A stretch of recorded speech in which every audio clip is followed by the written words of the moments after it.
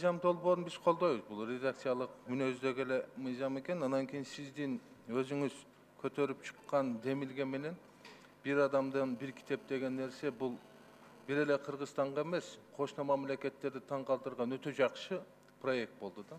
Сиз айтсаңыз, ушул көпчүлүгү ушул жеке ишкерлер, мекенчил, өзү мекенин сүйгөн инсандар, бизнесмендер жардам берип атат.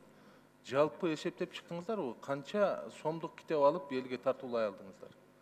Канча китепкана ачылды? Мага кызык болуп атат. Быйылдагы интенсивди баштап аттык эле, абдан жакшы суроо бердиңиз. Чоң рахмат ошо баалап байкаганыңызга чоң рахмат сизге. Быйылдагы катуу баштадык эле, бирок мына коронавируска карата бир топ ачылыштар токтотуп атабыз. Анткени дайыма бай ачылыштарда чоң иш-чаралар болчу да, семинарлар болчу, жазуучуларды алып барчу элек, акындарды алып барчу элек дегендейчи. Анан бир жылда 112 миң, өткөн декабрга чейинки отчет ошол 112 миң китеп топтолду. 28,5 миллион сомдук китеп топтолду. Ошондо анан 152 китепкананын фонду жаңыланды. Анан сизге да өзгөчө рахмат айткым келет. Өтө бир көп окулган бир китеп бар. Ал да сиздин демилгеңиз менен чыккандыгын кийин байкадык. Жанагы атын деле айтып коеюнчу, бактылуу болуп бакыттын сырын таптым деген китеп, анан кийин периштени ыйлаткан бала деген. Ушу абдан эң көп окулган китептерден болуп атат да. Анан эми жанагы мүчит болгондо айтып коюңузга чоң рахмат. Көрсө ошону жанагы демеушілік болуп чыгаргандардын арасында сиз да бар экенсиз. Ушул демилгени колдогон депутаттардын арасында да отурат. Бирок айрымдары бизди айтпай эле коюңуздар дегендер да болуптур. Сиздерге чоң рахмат. Рахмат. Өзү негизи ушул демилгени улап туруп мен бир сунуш берет элем да.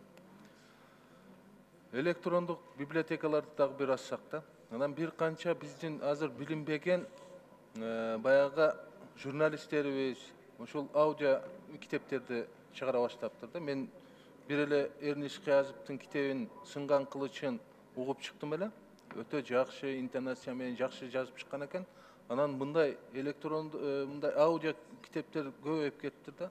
Ушулардын топтомундагы чогултуп туруп сиздер ушул өкмөт тарабынан элечи бир өзүнчө сайт ачып чогултуп койсоңуздар. Эмне үчүн дегенде көптөгөн мамлекеттерде баягы аудио китептерди табууга мүмкүнчүлүк көп да. А бизде YouTube'га киребиз, анан издеп табуу өтө кыйын болуп атат да. Ошондуктан ушул топтомдорду да жасап койсоңуздар өтө жакшы болмок да. Электрондук библиотека, анан кийин аудио китептердичи. Рахмат. Чоң рахмат.